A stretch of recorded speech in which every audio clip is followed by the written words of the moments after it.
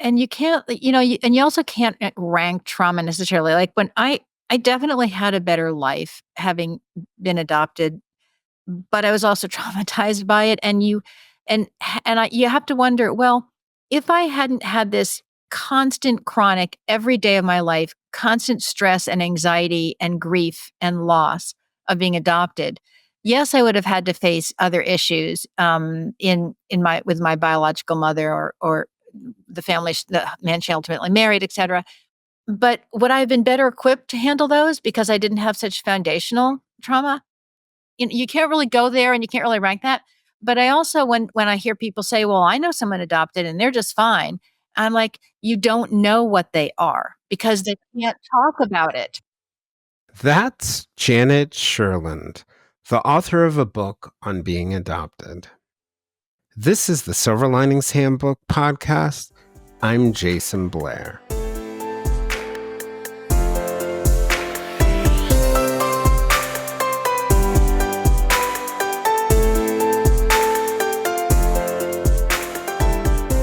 Adoption is often seen as a profound act of love. It provides children with an opportunity to receive love from people who are not their biological parents. It also provides partners who are struggling the opportunity to create a loving family, especially when they're dealing with issues like infertility. Family is often defined through blood relations, genetics, but adoption challenges the notion and suggests that family is who we chose to love instead. But Janet Sherlund, a wife, a mother, grandmother, and author of the book Abandoned at Birth, Searching for the Arms That Once Held Me, brings an interesting perspective.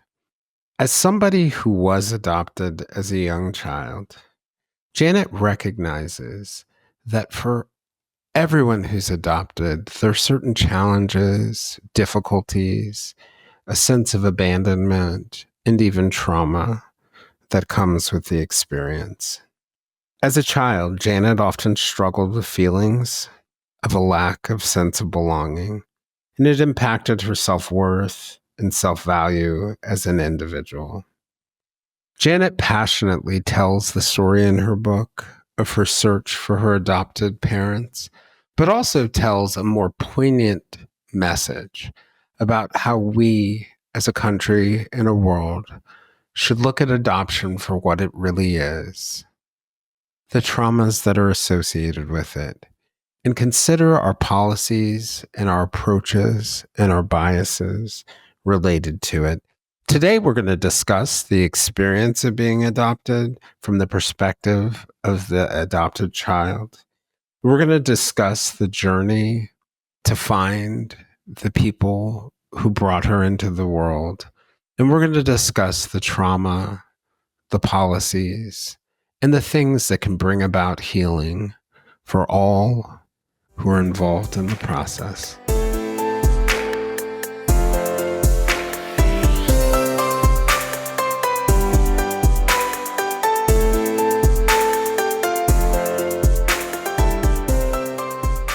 Hey, Janet, I just wanted to start off by thanking you for joining. When we were not recording, one of the things that I had mentioned is that in my work in mental health, I've worked with a lot of people who are adopted, who are in a lot of different spaces, some great, some bad, but one sort of like common theme were the complexities around the impact of their adoption. And, it's really interesting to have those one-on-one conversations with my clients where, often they'll have wonder about the reason why they're adopted. Even the ones who know the reasons of the rationale will still have some wonder. And some will struggle with things like attachment or a sense of belonging or other things along those lines. And it was really fascinating to have those conversations. But I did notice, when I would look for resources for my clients, like, a good memoir or a good book that kind of where they could relate to it, there isn't a lot of public discourse that a lot of the public discourse focuses way more on the positives of it. So I just wanted to start off by saying I appreciate the fact that your voice is out there and that you are telling your story, because I think for a lot of those people, like the clients I was talking to, it'll be nice to have someone who um, out there in the public sphere who can relate to the complexities, because I think, those issues like belonging get compounded by feeling as if your experience is sui generis or you're the only one who's having it. So thank you. Yeah. You're welcome. And that is why I wrote the book. I wrote the book because I wish there had been a book like this when I was growing up that really talked about the reality of living the life of an adoptee. And most of what's out there in the public domain is the point of view of adoptive parents who we view as saints because they take child in and raise them, or the biological parents who we often condemn and judge in some harsh way, in some way of inadequacy. But no one's recognizing and understanding the experience of the adoptee, the person who's traded between those two couples and who is asked to live a false life. And the reality, the deep, very primal reality of that you feel, the visceral difference you feel, no matter how loving and wonderful your adoptive experience is. Two things can be true at once. You can be grateful for your adoption and have been traumatized by being adopted. And it is a visceral feeling of otherness, of not belonging, of something's wrong, what's wrong with me. And no matter how many rational explanations you've been given or understand about why you were placed for adoption, there's just a fundamental, very deep reaction to that of my blood, my mother, my birth parents gave me away. I wasn't wanted. What was wrong with me? And it's, you can understand issues that were beyond their control that maybe required, but how you feel, is very different from what you understand. And I'm so glad that there are so many more voices now talking about, wait, this is what it's like. This is what you're asking us to live, a life that's false, a life that you feel as false and not real, and you've been disconnected from all of your heritage, from everything about who you are and where you came from, and you never get to see yourself mirrored in others, and you feel odd and weird and other your whole life, and no one recognizes that in you. So you feel like like something's wrong with you, and you're dealing with this alone. So I'm grateful for the opportunity to talk about it, and also grateful that there are so many more adoptee voices out there now. But there haven't been, and there aren't a lot of books that talk about the real emotional experience of it. And that's what I tried to write, not just the storyline, but I wanted readers to be able to feel that big black hole that most of us adoptees walk around with in our center. Yeah, I want to ask you about your story, but you just made me think of a couple things. It wasn't today. It was a couple days ago. I heard this song by Riley Roth for the first time, and it's called "When God Made You My Mother." And in October of last year, I lost my mom, and it was I'm so sorry. profound. Yeah. Yeah, thank you. It was profound. Like it was I knew grief was coming, right? And I think I learned that grief is not a temporary thing. It's something that you truly live with, right? You learn to Yes. walk beside it. Absolutely. And I think another thing that I talk about a little bit less, related to that, is the emotion that I felt surrounded by friends, surrounded by other uh, family members, was a profound sense of loneliness.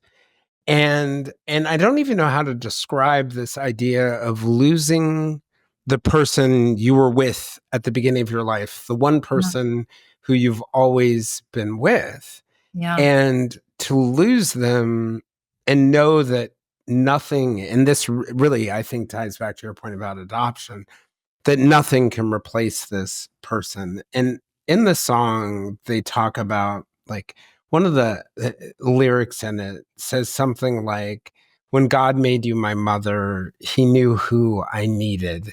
And, he picked you from the others. And I think the next line is he could already see. And I just think to myself, um, whether you're spiritual or not, there is a connection between mother and child. Oh, absolutely. You know, you were babies aren't blank slates, and so when you're in utero, you're hearing your mother's voice, you're feeling her rhythms, you're drinking her fluids, for God's sake. I mean, you are connected to that, and that is your whole world, and that's your safety, and, again, you may not have words as an infant, obviously, to think and understand that and process that, but you're experiencing that, and all that's in you and in your memory. When you're born, one of they talk about how important it is for a child to be close to the mother because that's the continuation of safety for them. That's the voice they heard. That's the smell they smelled. That's the cellular primal connection. And it's not, it is so true that when you take that child and separate it from the mother at birth, there's this primal wound. And when you hand that child to strangers, because virtually you're handing an adopted child to strangers, those people smell different. They have different voices. They move different. They are not the same as you. And the infant feels that difference. Just as if I said to you tonight, I'm going to take you over to that house over there, the first house that you see that you don't know the people. And you're going to live with them for the rest of your life. And they're lovely people and they want you to join their family very much. And they're going to take very good care of you. And you're going to kind of recoil and you're going to go, well, I don't know them. And it's going to feel weird. And I don't want to do that. But we ask infants to do that, but no choice of their own and with no defenses. And they are not blank slates. They're experiencing all of that. And so that really primal connection, there's nothing deeper and more primal than that connection to mother. And I remember my husband saying this, and I put it in the book at one point. He said, it's such a deep connection. He goes, the dying soldier on the battlefield calls out for his mother. I mean, Yeah. there is at the end of our lives, there's still a reaching back for that safety and that primal connection. So it is real, and we ask infants to accommodate this without recognizing what we're asking of them. And there are pictures which I never saw before of me when right after I was adopted, and my parents brought me home to their home, and were introducing me to my brother and my grandmother and all that. And in every single picture, I am open mouth screaming. And they never showed me these photographs. I only found them after both my parents died and I was cleaning out the house. And I understand why they didn't show me. I mean, you can see the terror on my face. I was 5 or 6 weeks old, and I'm like, where am I? Who are these people? Why don't they? And they obviously kept just passing me around as I was screaming and taking more pictures. Like there was no pictures of me happy or calm. And and I had lovely, parents. I had a fine adoptive experience, but there's so little recognition of what an infant and child experiences, and it's so beyond our words and our understanding what it means to belong and to identify with our heritage, all that came before us, the people that surround us, and even if when I was young, I'd say, "Oh, I really wish I could see someone who looked like me," and my friends would say, "Oh, that's not important. I don't look like my parents, or I don't even have the same interests as my parents." But it's only not important if you have it. If you don't have it, uh, Right. Because you're able to pivot off of, make the choice, right? yeah, and seeing familiarity, and, "Oh, look at I kinda look like Aunt Betty, or I kinda look like Uncle Bob, or I have the same interests of grandma," or something. And you also, if you are very, if you don't follow the mainstream in your family tree and you're it's sort of but you something to push against, like, "I'm not like those people, I'm different." But when you're adopted, you have nothing. You don't have anything to push against. There's absolutely, well, for certainly adoptees like myself who were adopted in the baby scoop era and then closed adoptions, there's nothing you know about yourself, and no one else who's anything like you. One of the things I wanted to ask you, you mentioned heritage, you mentioned the sound of your mother in utero, the sounds, you mentioned people that look like you in history and culture, and it made me think of a couple different things. And one of which is, when it comes to Native Americans, the United States of America has gotten a lot of things wrong. But I do think the Indian Child Welfare Act that they passed in the 1970s was a great idea. which was that Indian children were in foster care or in adoption cases, their tribe got the first shot. Yeah. Then Native Americans got the next shot before they would be adopted to other families, usually white families. And I think it's interesting that recognition of the importance of culture and history and heritage and familiarity that you're kind of getting at. And you just made me really think about that in a different way. But it also made me think about the one added layer. And I know people talk about like the downside of not knowing your health history, right? Like there's a family history of diabetic or of diabetes or something else like that. But I think in the last 10 to 15 years, a lot of research has emerged about epigenetics, that Mhm. idea that certain events are imprinted onto us. And someone described to me this study. And, I've read stories about the twin studies where twins who are separated at birth meet each other and they have the same mannerisms and Yeah. voices. Yeah. And it's amazing how powerful it is. But in the one of the epigenetic studies, they were looking at trauma, and they took mice, and because you can't do this on humans, they shocked the mice, and then they exposed them to the smell of apple blossoms. And then the next generation of mice, unlike any other mice, were became fearful when they smelled apple blossoms. That there's certain things that are passed down, history, Yeah. culture, epigenetics, Yeah. that in a way, I wonder whether for you, as someone who's adopted, it's almost like you're on an island and you can't get access to all these things that are about you because, a biological child, your mother can tell you, well, your grandmother was just like that, or your Mhm. grandfather went like that, or this happened in our family Yeah. history. But there's this deep sense of almost like a breaking of the Well, history. there's an actual term for it. It's called genealogical bewilderment. And there's this socially unrecognized trauma, and genealogical bewilderment came about, the term, because they were realizing that in adoptees, there's the power of biological origin and what it means to belong, and that normal psychological development requires knowledge of identity and heredity. And that is taken from adoptees, and you don't have that. And people don't respect it or understand it in our society, but it's very real. And those of us who have been asked to live without it can tell you how the trauma that leaves, the 7 core issues of adoptees: separation and loss, trust, rejection, guilt and shame, identity, intimacy, loyalty, mastery. These are all how it affects us. And it's not just, these issues don't just apply to things that happened in the past, the system of closed adoption. They're still part of our discussions today. Donor conceived individuals, when people are saying, oh, it's not important that they know their father's identity. Well, yeah, it is. Reproductive rights, what you're asking children to, the life you're asking the child to live who's born without being wanted.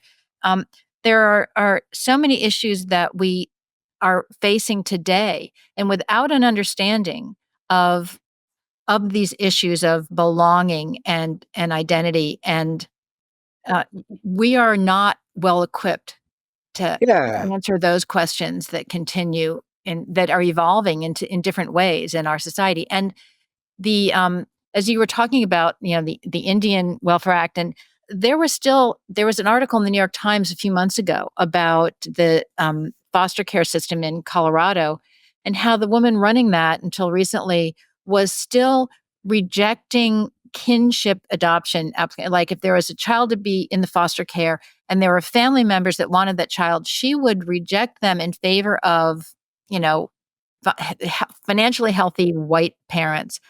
And that is, again, you're looking at such superficial, just because a family is more financially well off, or doesn't mean they're going to make better parents. And for that child, there's nothing more important to their foundational health and ability to grow into a healthy human being than being with their own people, their own blood, and it just crime, I think. I wanted to ask you a little bit about your background, but before something you just said, like, and I wonder whether that's the rub. There were sort of two things. I was thinking in a way when you described that sense of loss and emptiness, it really did remind me of like the loneliness I felt after my mom, that there was a breaking of my sense of belonging because there was something that broke there. And I can't imagine what it would be like um, to live your entire life without that. And maybe the rub in this is exactly what you were honing in on. And I wonder whether when we're looking at something like adoption, taking that example from Colorado that you just gave, we're looking at like one value. You know, Mhm. Yeah. researchers say there are like 12 to 14 different values depending on what research you look at. And those are core values, and then under those values you have cultural things that impact them. But we're looking maybe at the financial piece of it, Right. and we're ignoring all the other pieces that bring value and richness and fulfillment and a sense of belonging to life. And you can't, and you also can't rank trauma necessarily. Like when I definitely had a better life having been adopted, but I was also traumatized by it. You have to wonder, well, if I hadn't had this constant, chronic, every day of my life, constant stress and anxiety and grief and loss of being adopted, yes, I would have had to face other issues in my with my biological mother or the man she ultimately married, etc. But would I have been better equipped to handle those because I didn't have such foundational trauma? Mm. You can't really go there and you can't really rank that. But I also when I hear people say, "Well, I know someone adopted and they're just fine." I'm like, "You don't know what they are because Yeah, you can't talk about it." from my work, I would tell you there's not language for Well, it. Like, and I look like the perfect example of a successful life, and yet I lived with such trauma, and it affected me in a lot of ways. But one of the things many of us who are adopted do is try to be the perfect person because we so want to secure our place in that adoptive family and never do anything, wrong or bad. We want to because there's probably a greater fear. Like, yeah, as a biological child, I know sort of, and I'm going to exaggerate here. I could go, as the saying goes, shoot somebody on Fifth Avenue. My mom's still going to love me. yeah, Right. But I wonder if, as an adoptive child, no matter how much love you see, there's a part of you that knows that they did not bring me into this world. They are not, and I'm using this a metaphorical yeah, phrase, they're not my blood. So the threshold yeah. for being abandoned is a lot Yeah, I lower. mean, I was abandoned once, by the people who I was Yes. So Yes. just because someone's good or successful doesn't mean they're not coping with and struggling against trauma. And also, everyone deals with it differently. Sometimes people, drugs and alcohol to numb it, or go into deep denial, or become perfectionists or overachievers.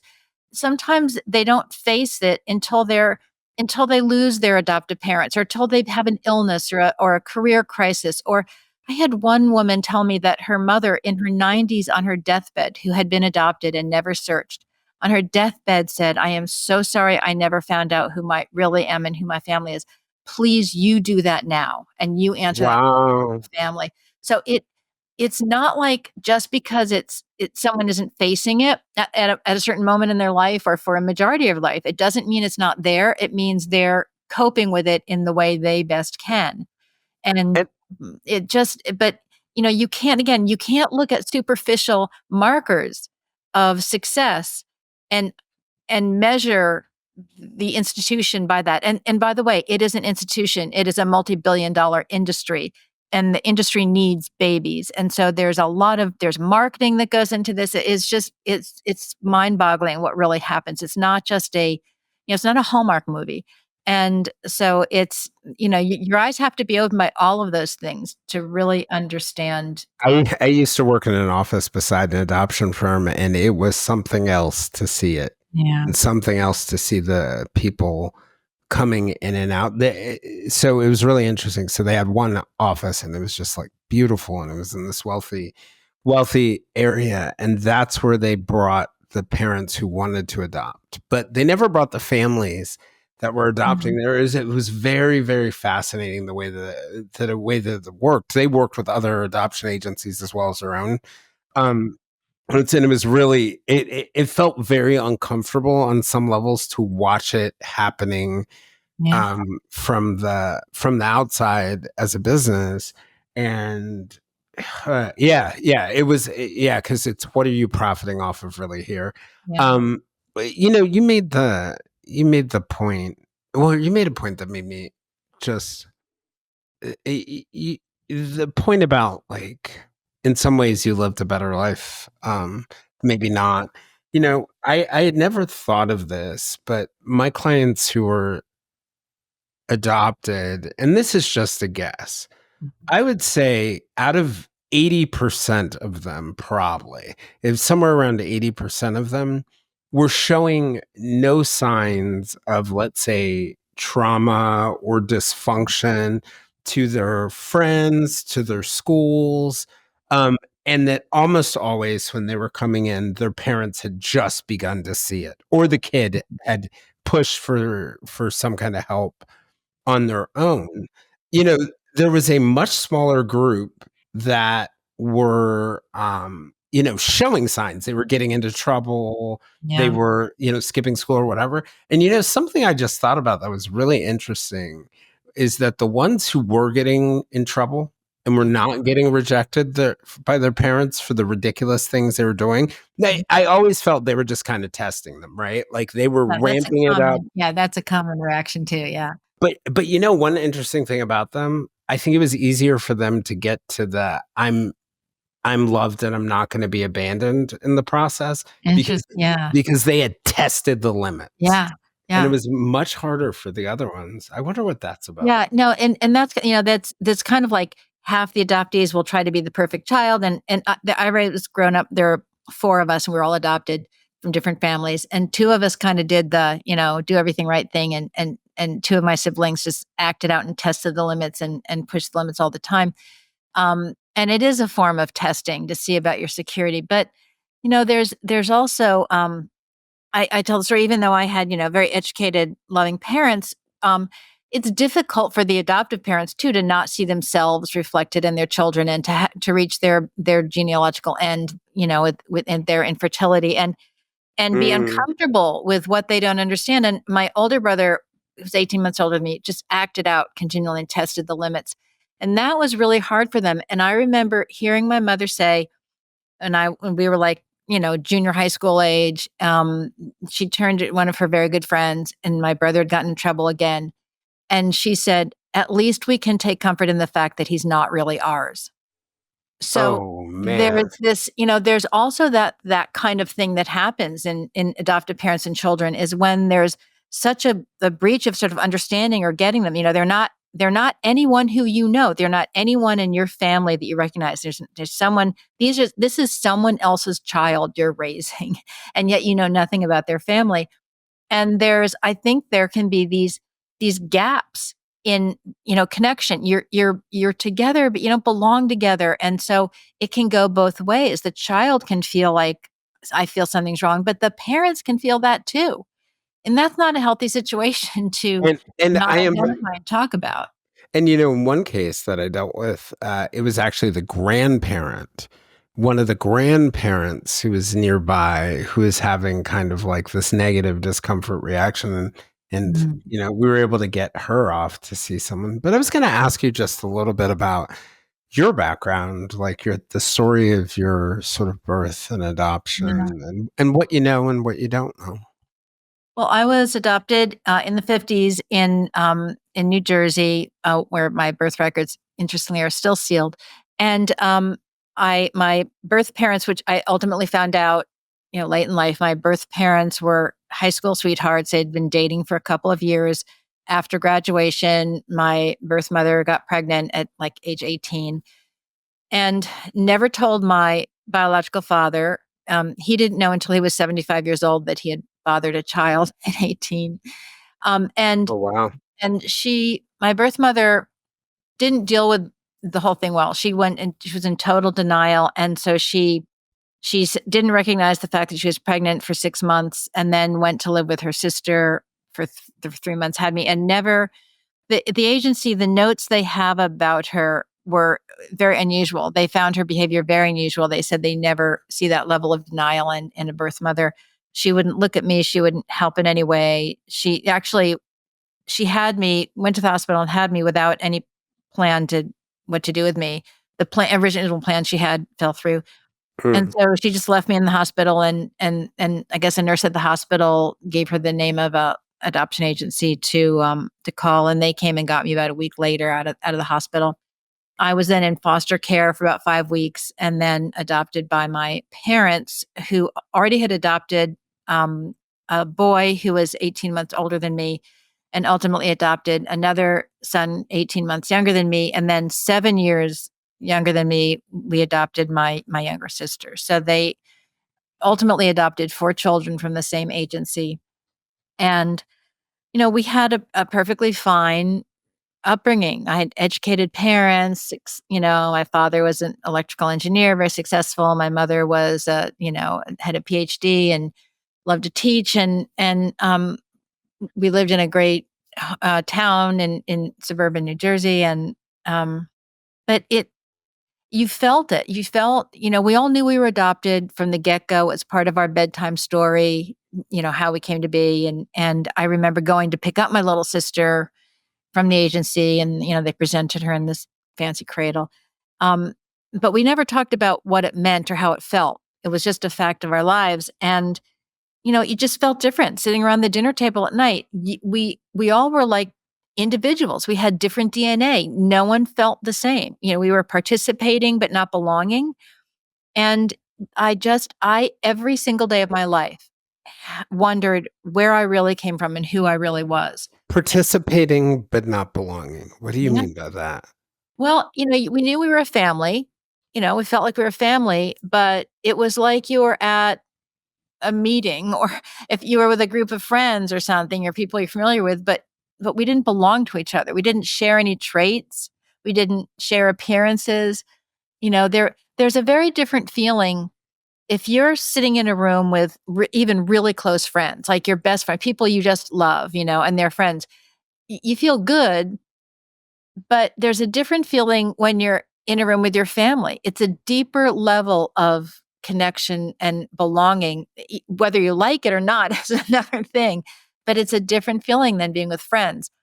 So sitting around the dinner table, we all recognized each other. We were a family. We lived together, but you just felt separate. I felt like each of us, no one shared blood around that table. We were all unique individuals. It sounds like, and it sounds like to some extent you have some gratitude for that.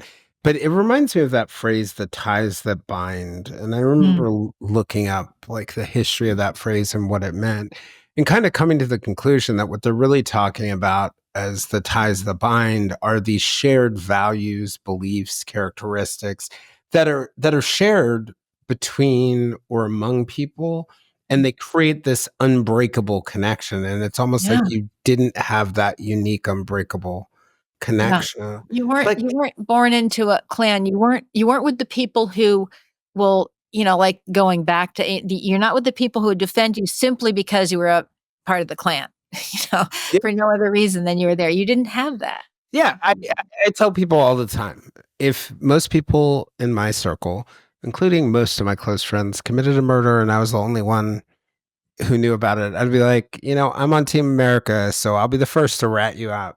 But I said, if my brother did it, there's no way on earth I would ever, because we have a tie it's the only tie that I can think of, maybe my parents, but certainly my brother, is the only tie I can think of that would allow me or cause me to go against every value I have. Yeah. Yeah, no, you don't get that as an adoptee. And I remember, when I got married, and, my husband, I had a hard time in many cases understanding the loyalty he had to his family, especially when family members were, you know, acted odd or strange. I didn't understand the that biological tie. To me, it was like, well, just, like, just don't be around them, or there was, and I'm not like that. I mean, I'm a very loyal, committed, connected person, but there was definitely this lack of my I didn't have that experience. I didn't really understand what real family meant, Yeah, and how what I how you can tolerate and love someone. Like, it's one of the few spots, and it really made me think of this because I'm not, not denigrating adoptive parents, because I think many of them are good and many of them are trying as best they can, but there are limitations to what we can do. That I think family is one place, and it's not just family, where unconditional love comes easy, right? yeah, And in most relationships, even when you have unconditional love for someone, love is unconditional, but tolerance isn't. yeah, yeah. And family can be an exception to that, where tolerance can get as high as as the love. When was it that growing up you sort of felt or recognized that there was something different about your experience compared to the experiences of those around you? I always knew it. I always felt it. Again, like when I'd speak out and say something to a friend about, oh, I wish I could see, and they dismiss me. I wouldn't understand it, but I'd go, they don't understand. They're having a different experience than I am, and but I don't have words for it, or I don't fully understand it, and they can't understand me. I wish I could explain it to them. So I you just had this gut feeling and understanding that my experience is different, and it's not the same, and it's not normal, quote unquote.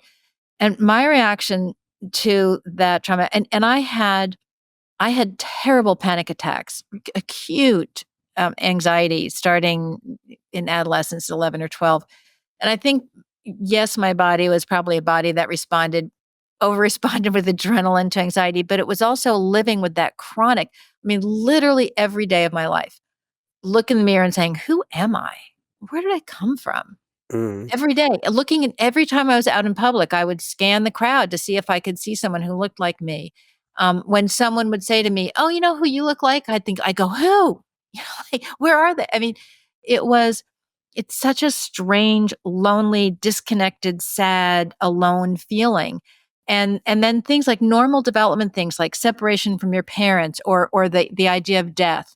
Those things really slayed me. I mean, I had such a hard time separating from my adoptive parents at the right ages, because I was already felt detached and alone and scared, it was just my only tether was them. And then, the idea of eternal aloneness and loss and death was, blew my mind more than, I mean, everyone deals with that. It's a hard concept for, as you're growing up, to take that on, but it really threw me. And they I again, but I was a great student, and I was a polite child, and I was doing all the right things and looking all the right ways, and just suffering inside and quaking and avoiding situations. I didn't go places and didn't do things, and I avoided things and wasn't free to make decisions based upon what I wanted to do. It was keeping myself feeling safe. And so I limited my life. The way that played out for you was being perfect for these people Yeah, and who and adopted me. And so you can't be free to even have normal emotions. I couldn't express anger or fear, or just it was like, I mean, a lot of people who try to live a life like that, are just prisoners of that desire to please. And yes, I was female, and yes, I grew up in a time where that was even more prevalent, but it was even deeper than that. And it was just, and part of why I was doing that was because I was a grateful adoptee. And I didn't write my book until both my adopted parents had passed away. I was in my 60s. They they were they had been in their 90s when they passed away. So the the pressure that you're under to both Mm. honor and please these people that adopted you and find a sense of self. and help them feel Wasn't like they did a good thing and showing your gratitude and yeah, remaining safety. Your book's called Abandon My Birth, and then the subtitle is Searching for the Arms That Once Held Me. And I think it's beautiful. And I wonder, though, in thinking about those things, like that desire to please for you is the way that it played out. Was there, I'm curious about what the process was like for you to decide to search out your birth parents and whether that was difficult and complex, because I know a lot of people who are adopted, often when they'll tell me, and this is even beyond my clients, that they're planning to search for their birth families, like the next thing that comes out of their mouth is, I don't want my parents to feel rejected, some version Yeah, of that. yeah. Like what was that process like for you? Well, it was something I've felt every day of my life since I was a little kid, and I wanted to find out who my mother. I didn't really think about a birth mother. I really Like, who more than an adopted child would be sensitive to that idea of rejection for their adopted parents, right? Because if yeah. you're rejected from birth, Yeah, you feel like you weren't wanted. There's something wrong with me. I wasn't wanted. And no matter how many facts, like I said, or rational, intelligent thought you have to counteract that, that's still the feeling you get. It's like they say when kids who have parents that argue all the time feel like it's their fault, and clearly it's not their fault. But this is how children interpret things. So I wanted to do it all my life. I had absolutely nothing, no tool. I had no name, no place, sealed records. And it wasn't until and again, I had loving, supportive husband who kept saying, "Janet, we'll hire someone, we'll pay anything, we'll find this out for you." But we had nothing to go on until finally I was talking with my adoptive mom, who I consider my mother, in my 60s, and I said, "Whatever happened to my adoption agency?" Assuming that it had long since closed, and she said, "Oh, it's still around, and there's even a website." And while I was on the phone with her, I googled the website, and there it was, and I'm looking at it, and in the lower left-hand corner, there's this little tab that said search, and I clicked it, and for a fee of $650, they would reach out to your birth parent, and if both you and the birth parent agreed mutually, they would try and set up a reunion. And this was mind boggling to me, that because I had tried in college, I had tried to search, and I'd written to the agency, and they sent me back a very scrubbed letter giving me a little information that was helpful, but nothing. They basically, the letter was saying, don't ask these questions, they're not important. But apparently 3 years later, they started doing this unbeknownst to me. could I ask you a question about that, by the way? Yeah. Do you think that there's a reason, either during that time in general, like a financial incentive for the adoption agencies to not open these cans of worms? Because one of the things that I noticed a long time ago, before I ever saw any adoptive parents, was that period where I think we were focusing more on genetics and health and history. And then Mhm. adoption agencies started like being more willing, because for the people who are a part of the closed adoptions, more willing to share health information. And I thought to myself, is that like out of the genuineness of their hearts, or No, is that there's no no, no.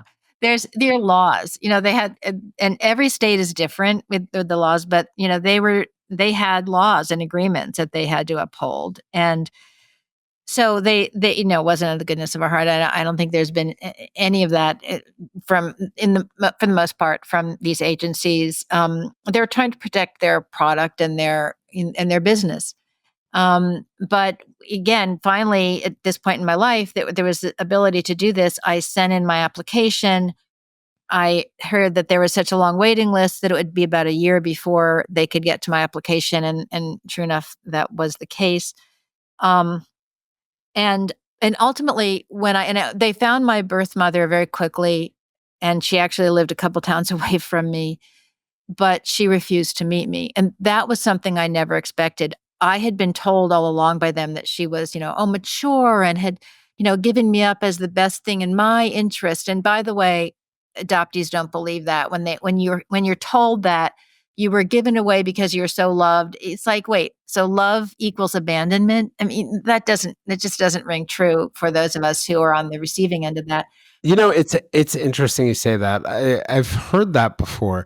I have seen one case where that was actually true, where the kids went back and heard their parents' story of their time in their life, and it actually involved their parents being in a communist country, being politically pursued, and potentially being killed.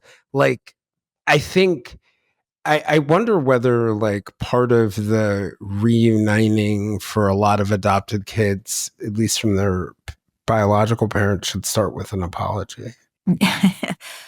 Well, I think that's interesting. I mean, I understand it. I mean, you understand that, back in the 50s, a teenager wasn't going to really successfully raise a child. It's like not like you can't understand it, but I think I now especially understand more of the issue to be more a social issue and a cultural issue, that we're not doing enough. We spend 10 times as much on keeping children in foster care and giving them to stranger adoptions than it would cost us to keep them with their kins and kinship adoption.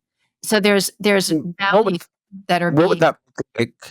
it's just really skewed values. It's not like, again, that's a societal judgment that's going on.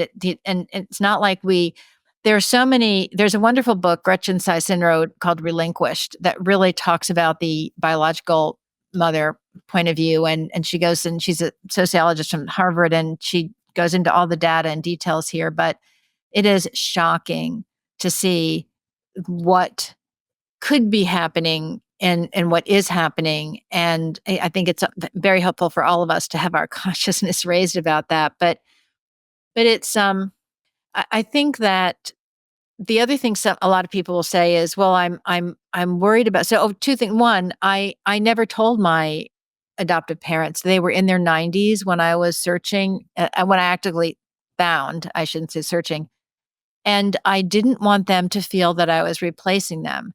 They're old, they're not well. I didn't think they were struggling more mentally at that point, and I didn't think they could handle it because it was hard for me to handle.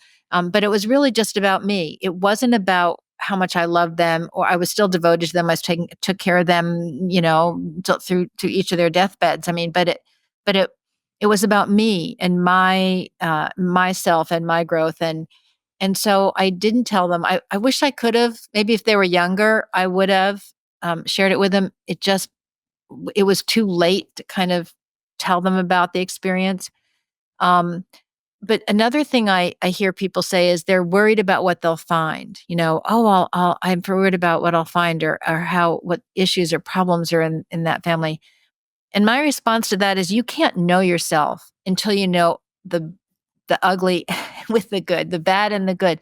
A baby born into a biological family isn't guaranteed a perfect family with no problems. That doesn't exist. And Yes, we expect them to just, win the you know, parent lottery. yeah, handle what's given to you. And yet they act like adopted babies are somehow like these sensitive little beings that can't handle anything. And yet we're asking them to handle such trauma that we don't recognize. But when I finally met my birth mother, I mean, she denied me at first. It was crushing. It was absolutely crushing. But ultimately, 5 years later, I did meet her a few times, and it wasn't pretty. But I was glad. I still learned so much about myself from meeting her. And I don't think you can truly understand yourself. You have to gather all the pieces together. You have to know the good, the bad, and the ugly.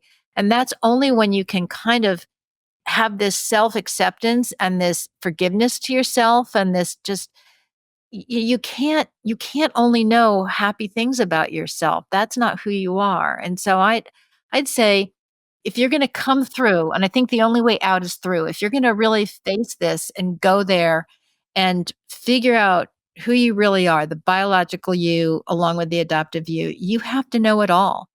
And it's so hard to gather all those pieces together, but that's going to how you build this skeleton in you that you've grown up without. And it's building that structure within yourself that kind of helps hold you up ultimately when you're facing And like you talked about grief, it's being adopted is to live eternally with grief. You are never really a part of your adoptive family. You're never really a part of your biological family. In one, you haven't shared blood, and the other, you haven't shared memory and experience. And you are alone. And you have to put all those pieces together to face that really terrifying feeling of, you know, it's just me. And I lucky now to have a loving husband and two wonderful sons and a daughter-in-law, and even now a new granddaughter. And that's I'm so lucky. But my foundation wasn't built, and all that other love came late in life. Came as an adult, and the damage was already done. And it took a lot of work to face all that and to deal with it and to integrate it. And, I've had siblings that have just, masked it, drank it, drugs, denial. Uh, but for me, the only way I could think of to heal myself and to help take away this really pain and a lot sadness and loneliness I just lived with was finding out the answers. Reading everything I could, researching what I could, searching. It was like if I could only once finally make a connection again with my blood, I would finally feel whole and could move forward in life. And I think that's what drives a lot of search is that feeling of I've got to be whole again for a minute. I've got to find that my origin so I can feel whole and then move forward. Do you think that did that for you? Yes. Okay. Yeah. So I was going to ask you something. You had mentioned before, that idea of like around the point where I was saying some kids don't win the parent lottery biologically. It had me thinking, okay, so what is it? I know plenty of people who have either grown up or currently living in what I would say, or let's say, taking one thing as an example, emotionally abusive or neglectful households. Like I was talking to one recently and I was like, your childhood was a hellscape. Mhm. Um, and, but those kids don't necessarily get adopted. And I think for a variety of reasons. Maybe their families are so far off the grid or away from their own families, no one has insight into what's happening. So sometimes those kids don't end up anywhere other than the hellscape that they're in.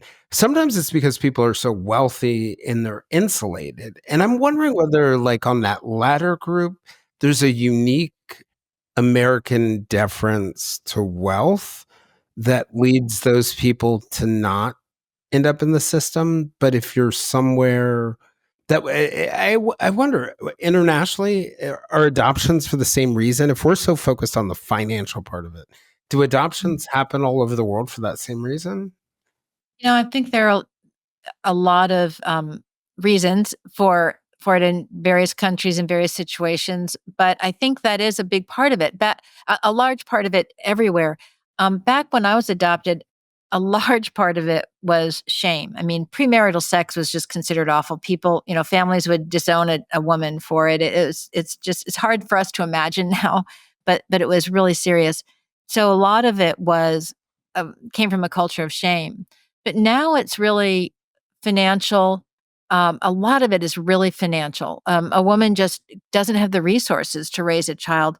Yes, there are also things like, illness or drug addiction. But again, that doesn't mean no one in that family, no aunt or uncle or grandparent could then take that is healthy and could take that child and raise it. But there is so much about it that a woman not being able to keep a child now that's purely financial.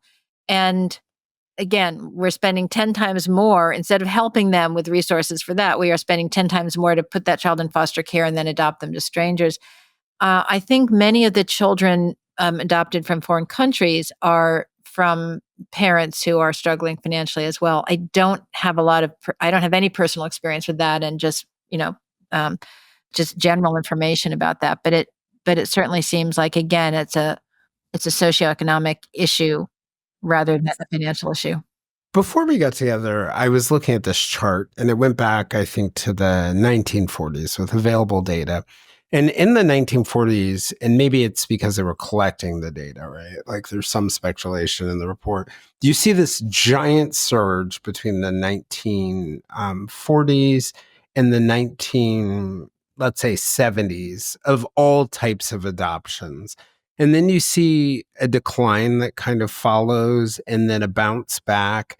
And then it starts to decline again after some more bounces around 2020. And I thought that was interesting because I would have thought that the decline started before then. What I did see was that non-relative adoptions had gone up in the 90s and then really sharply started to decline. But I'm wondering whether some of those things like those views of that there's something wrong with out of wedlock birth or other things like that are changing, because let me throw out there, right? Like if you were to list if you gave me a list and said, who are the 10 both sort of like your peer age or below mothers I would say seven, like the best moms I know, 7 out of 10 of them are actually single women. Mm, And yeah. that's an interesting thing to me. Like, I was just telling one of them today, literally, that like your son is so unbelievably lucky to have you. And I can think of one over and over that those kids are so loved. Not that they don't have issues if their dad's not in the picture, and in Mhm. several instances the dads are in the picture. But it's wild to me. I never really thought about that actually. Like maybe we're wrong. We're wrong about what's really important. Like, is it really important that mom and dad are in the same home? Is it really important that No, and I think again, if a mother can, has the resources to keep a child, even for, in Gretchen Sison's book, she talks about these points often in a birth mother's life where, even in some cases, a few $1,000s would get this woman through that point in life to a point where she would be able to raise this child and take care of it on her own. And and birth mothers are devastated and haunted throughout the life for the loss they've experienced as well. I mean, this is no, I don't think anyone relinquishes a child easily and thoughtlessly. And it is also a trauma that affects them for the rest of their life. And we aren't we aren't recognizing and supporting the value and strength and ability for a woman to raise a child by herself, and we are not offering respect to the circumstances. It may be a struggling circumstance, but it's still, I argue, better for that child to be with their mother than to be with strangers. There's, that the great example of um, a story that was written about how there was a little boy in the hospital and he was burned over 80% of his body, and he was crying for his mother. He was in great pain. He was burned all over his body. And he was crying for his mother. His mother was the one who had burned him.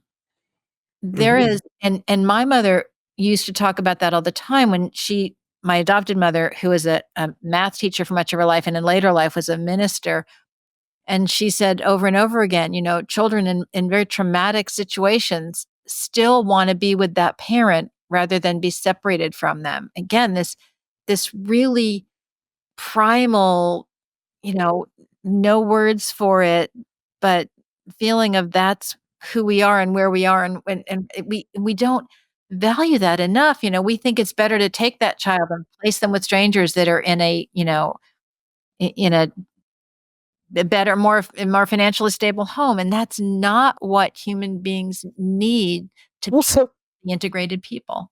yeah, like part of this sounds like it's a public policy and almost social psychology and sociological problem where our society is putting values on certain things. Do you have ideas from a public policy perspective what we could do? Because I imagine there are exceptions to the rule, right? Like Yeah, there's yeah, the of course.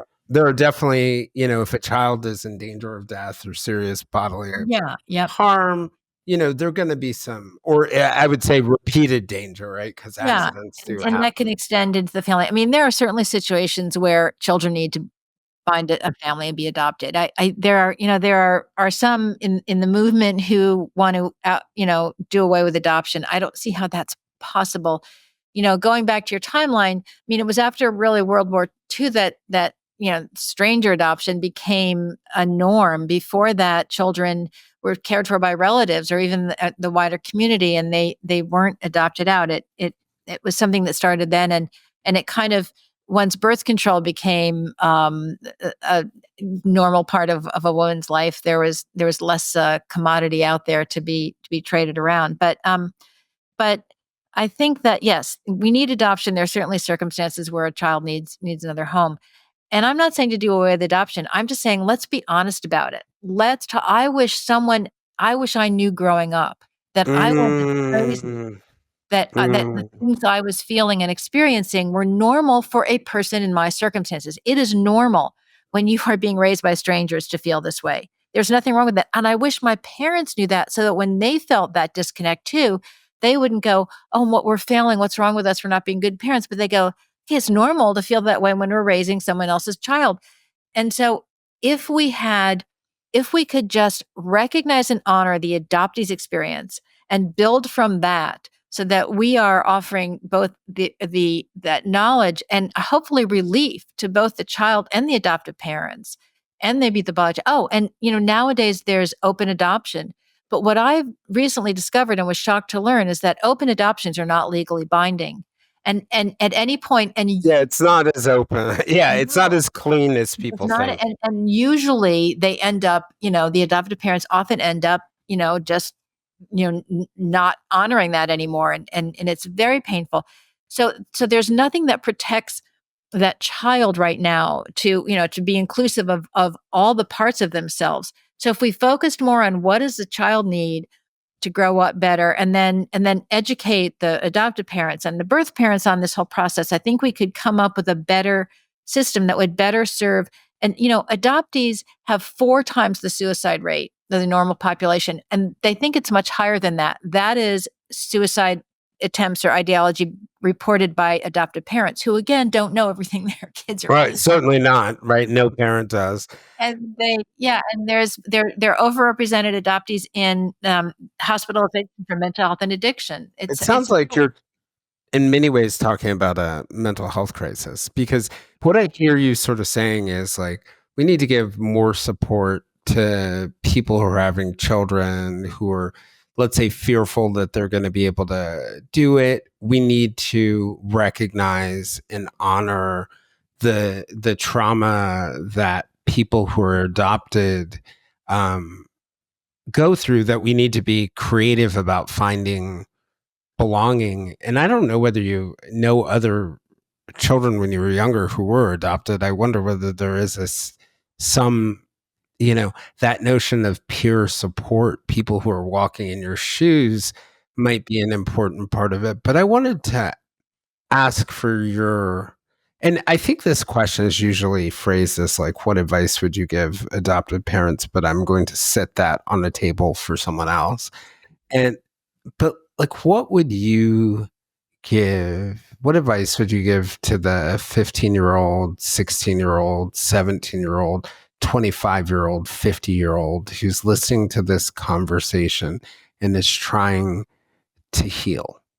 I would say, listen to yourself, trust yourself. Your feelings aren't wrong, they're not crazy. You are experiencing an extraordinarily different experience of life than the other people, most of the other people in your world. If you were adopted, you've suffered from trauma. And I think listen to yourself and then get help. And some of the ways that I say you can get help is read about it. Read books, read The Primal Wound, read other books out there on the actual the data and the facts about being adopted and what that experience is. And then you won't feel so alone, and you'll go, "Oh my God, it's not me. This is a thing that I should be feeling." There are now great online communities. There's such a large community out there online, and you can, find all sorts of voices again, and just learn more and reach out and keep pushing and keep asking for answers. You deserve them. You deserve to know who you really are and where you came Mm, from, and you deserve to see people who are like you. And keep pushing and asking, and just believe in yourself. Say, I am not wrong for feeling this way. This is what the reaction to this experience of life is. Find the answers and then get help processing them. not only read a lot, but I got therapy. It's hard to process all this stuff. And you don't have to do it alone. There are a lot of people, especially therapists who specialize in adoption, who really know what you're experiencing. And so I think that's how I saved myself. I think it was learning knowledge, gathering all the facts, gathering all the pieces of it, putting it together, and accepting it. It is grief you will live with for the rest of your life, but you will learn to live with it. It will never go away, but you'll accept it into your world and you'll walk beside it. And you will have so much a better feeling of strength and pride and forgiveness and love. It is a journey that is important to take, and I would urge everyone to do whatever it takes to find yourself in this, and to give your voice, and understand that your voice is important and it needs to be heard. And that's why I wrote my book, and it has been so gratifying to have so many adoptees come up to me and say, "Oh my God, thank you. You put words to my experience." As well as many people who said, "I had no idea. I never realized, and now I'm thinking about this in a new way." So again, I guess it's just trust yourself, trust your gut, and follow it to find answers. One of the things I think I've learned in this long life, and working in mental health, I also work in other kinds of development throughout my career of people, is there are all these things that are very important. Um, like you'll often have this conversation with an introvert where they're like, "Yeah, I'm introverted, but we are relational people. I might hate it, but it's true." But I think about it almost like an anthropologist, right? Like humans are not the fastest animals. They're not the strongest. They don't have sharp teeth. We don't have claws. We would have all been eaten by lions and hyenas if we couldn't form clans and teams and Mhm. things like that. And so I've thought a lot about what is the most important thing for people to find fulfillment and live good lives. And I've realized that there's so many things that we need, but the one that we need above all else, certainly safety and security keeps us alive, but the one that we need above all else that also feeds safety and security. That's why Maslow should have put this at the bottom of his chart and the top of it. It's belonging Yeah. because it Yeah. feeds everything, Yeah. everything. Yeah. I think you made some really powerful points, and I appreciate the conversation. I'm going to give you a chance to make any closing, thoughts because I think this is probably an important message for adoptive parents, for people who are considering giving their children up for adoption, for people who are adopted. But this notion that you're talking about a sense of belonging and history and culture and connection to other humans, I think it's an important lesson for everyone because I think in what was missing for you, I think many of us can see what maybe we're taking for granted. Um, Yeah, yes, I agree with that very much. I would say the takeaway is adoption is trauma, and you have to educate yourself on what it feels like to have all of that taken, to have all of your belonging, your rights, your birthright to your heredity and to your family taken away from you. And understanding what that's like, hopefully we can try and structure things better going forward. But also, you'll be better equipped to make decisions and in the voting booth about opening adoptee records in your state, or the issues of donor conceived individuals or reproductive rights. But it also appreciate. A lot of people say, "Oh, I don't get along with my family," or "I choose my friends or my family," and that's true, and that's fine. I get that, but also you wouldn't be who you are if you hadn't grown up around them, and you didn't Mhm. know that information. You didn't have those facts to push against. So, hopefully appreciating and trying to get us all to understand the biology of belonging and identity. That it's so important that biology of belonging and identity is something that we need to recognize and honor, and Value it. Value value it. it. Yeah. Yeah. Because I'm thinking about sort of everything you're saying. One takeaway for me is like, we need to accept what this is. And maybe we need to recalibrate our equation in making decisions like this. So I just want to close by thanking you. I think that was a really powerful and interesting conversation. And I hope you get a chance to share your message far and wide. And I certainly hope, like, people take a look at your book, and that, our listeners who are listening, or my listeners who are listening, who are adopted or comforted by it, and those who aren't Mhm. can become educated, informed by it. So just thank you, Janet, for being vulnerable enough to open up your feelings and share them. Well, thank you for a great conversation and some really wonderful insight as well. Oh, awesome. Thanks for joining us for this powerful conversation.